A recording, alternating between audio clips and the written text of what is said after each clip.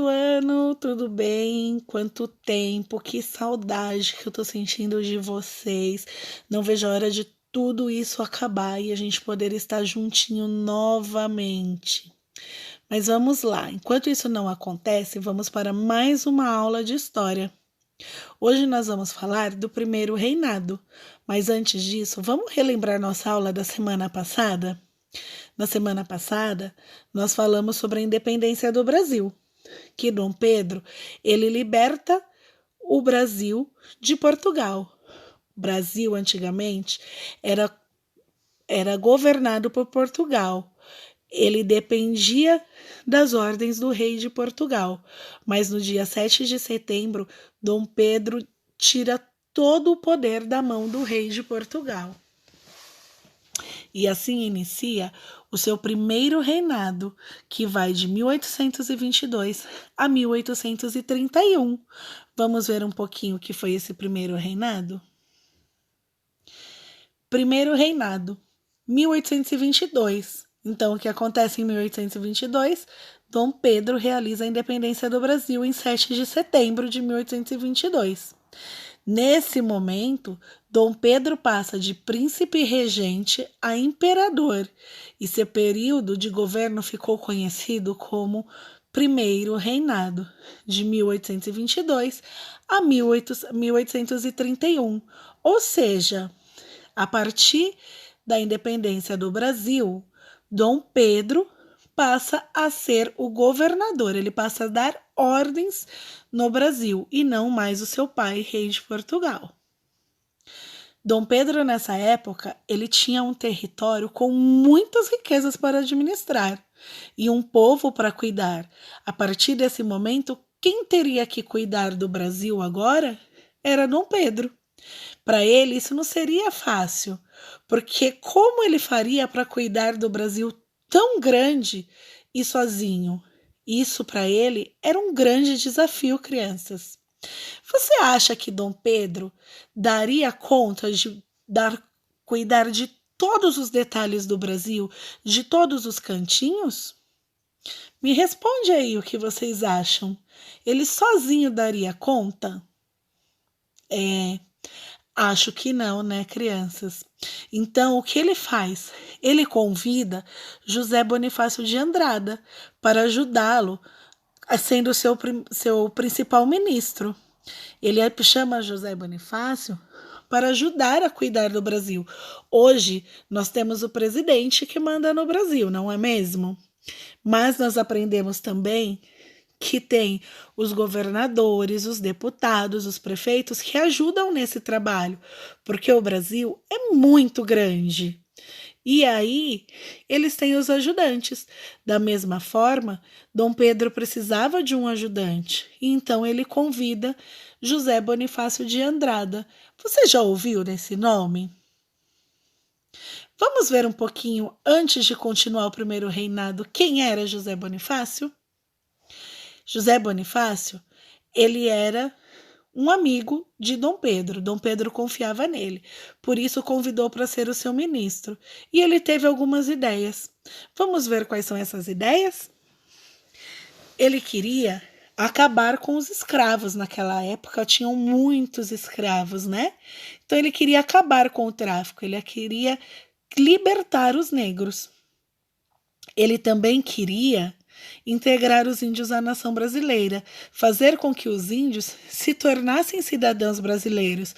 Afinal de contas, os índios já estavam aqui quando os portugueses chegaram, não é mesmo? Ele também queria confiscar as propriedades dos portugueses que não aceitaram a liberdade. O que é isso, Pro? Ele queria tirar as casas dos portugueses que não aceitavam, que agora não era mais Portugal que mandava, e sim, quem mandava era Dom Pedro. Então, aqueles portugueses que ainda não aceitavam essa liberdade, ele queria tirar as propriedades, para que assim esses portugueses voltassem para Portugal.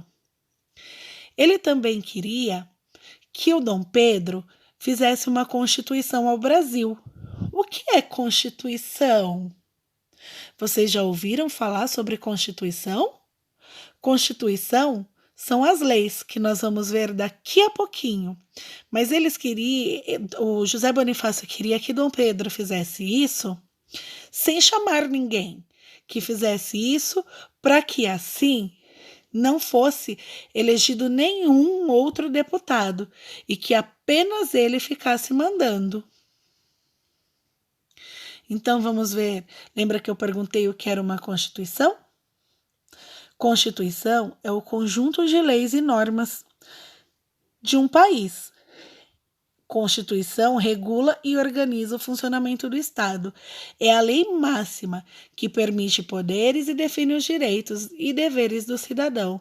Ou seja, a Constituição são todas as leis que estão num livro, como você pode ver na foto, e essas são as leis que mandam, que cuidam, que regem no país, né?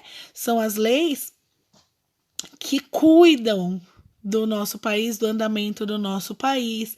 Todas as leis estão nesse livro da Constituição. Dom Pedro, então, precisava urgente de uma Constituição para o Brasil, porque antes quem tinha as leis, quem ditava as leis, era Portugal. Agora, como o Brasil não tinha mais nada a ver com Portugal e era um país livre, ele precisava ter a sua própria Constituição. E o que ele faz? Então, ele convoca uma assembleia para elaborar esse documento. Mas o que é uma assembleia, hein, crianças? Assembleia é uma reunião. Ele reúne algumas pessoas para poder elaborar a Constituição, para poder começar a organizar as leis que queriam reger o Brasil. E então, em 1823, ele faz a sua primeira Constituição. O que essa Constituição de 1823 determina? Ela diz, então, que deve-se diminuir o poder do imperador e dar mais voz ao povo, já que agora o Brasil não era mais uma monarquia, né? Ele não seria mais mandado pelo rei. Então, a Constituição diz que a partir desse momento o povo pode opinar também nas leis do Brasil. Mas só podia participar do governo homens e que tivesse um mínimo equivalente a uma determinada quantia de farinha de mandioca. Para poder participar da sua opinião, os homens tinham que ter uma quantia certa de farinha de mandioca. Muita, mas muita farinha. Para quê? Porque assim não daria direito a pessoas pobres a participarem do governo. Como teria que dar uma quantidade alta de farinha, somente os fazendeiros ricos conseguiriam fazer isso. E sabe o que aconteceu, pessoal? Vocês não têm ideia. Por conta disso, de só poder participar quem tinha uma quantidade muito alta de farinha de mandioca, a Constituição de 1823, ela ficou conhecida como Constituição da Mandioca. É, isso mesmo, você achou engraçado, né? Mas ficou conhecida como Constituição da Mandioca, porque para você participar do governo, você tinha que ter muita farinha de mandioca para você poder participar. Os escravos, as mulheres, os pobres, eles não teriam direito nenhum de participar e não podiam escolher representantes, não podiam nem dar opinião, vocês acreditam? E aí, Dom Pedro faz essa Constituição, mas ele fica pensando, e agora? Eu aceitei isso, mas olha só, eu não posso mais mandar. Tem pessoas que mandam mais do que eu. Ai, Dom Pedro fica muito bravo quando ele percebe que ele não fez uma boa escolha. E isso faz com que ele, então, cancele a Constituição. Ele chega para os outros governantes, para os outros deputados e fala: não quero mais, porque como assim? Vocês têm mais poder do que eu. Não quero. Constituição cancelada e acaba com a Constituição, acaba com todas essas leis. Porém, o Brasil não pode ficar sem uma lei, né?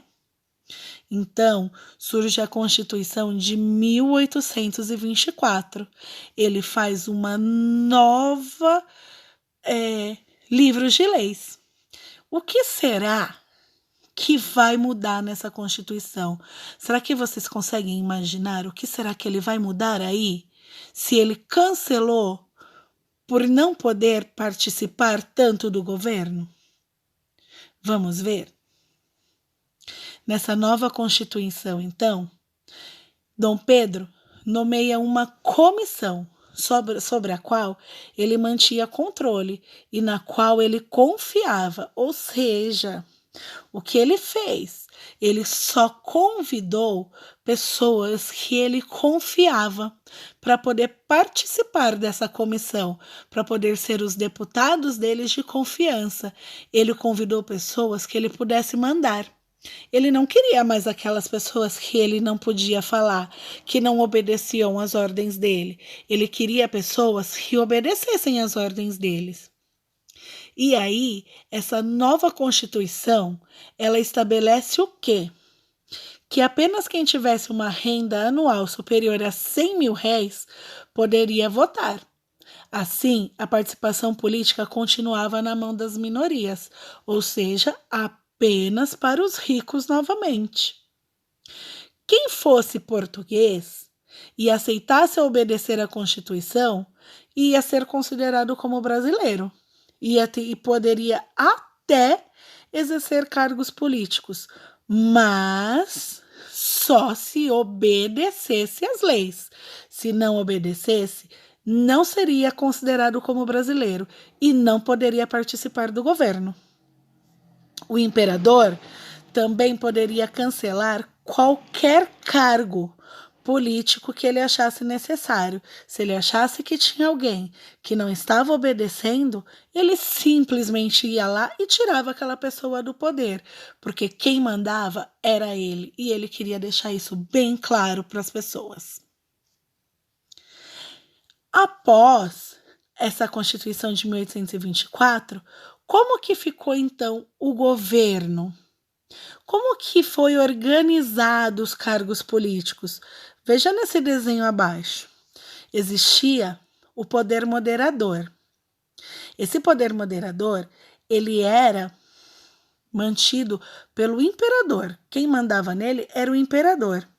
E a partir desse poder, foi dividido em 3 poderes, que são os 3 poderes que nós temos hoje. Vocês lembram que nós já estudamos isso? Quem é que consegue me dizer o que faz em cada um dos poderes? Olha lá, poder legislativo, poder executivo e judiciário. Quero ouvir. Quem lembra o que é? E aí, ele divide esses 3 poderes. Então, fica no poder legislativo, quem comandava era o Senado, a Câmara de Deputados. No poder executivo, eram os presidentes da província, mas quem escolhia esses presidentes era o imperador. O imperador, ele mandava tanto no poder moderador quanto no executivo. E no poder judiciário, era o Supremo Tribunal de Justiça, onde o imperador escolhia os juízes que iriam trabalhar nesse poder. Você conseguiu entender a aula de hoje, turminha? Será que ainda ficou alguma dúvida? Para que fique um pouquinho mais fácil e você consiga visualizar a nossa aula, eu vou deixar um vídeo complementar.